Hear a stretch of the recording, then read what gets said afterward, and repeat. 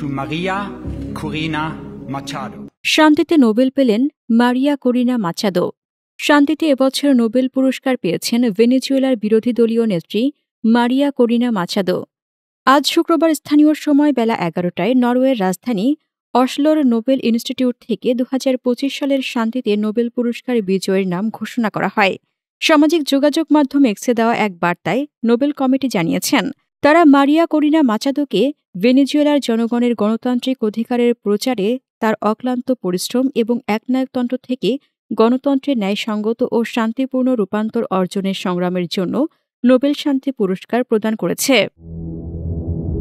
Nobel কমিটির chairman বলেছেন, Machado পুরস্কারের জন্য আলফ্রেড নোবেলের নির্ধারিত সব মানদণ্ড পূরণ করেছেন। তিনি দেশের বিরোধী দলকে একত্রিত করেছেন এবং গণতন্ত্রের শান্তিপূর্ণ উত্তরণের পক্ষে তার সমর্থনে অবিচল রয়েছেন। তিনি আরও বলেন, মাচাদো প্রদর্শন করেছে যে গণতন্ত্রের হাতিয়ারগুলো শান্তিরও হাতিয়ার।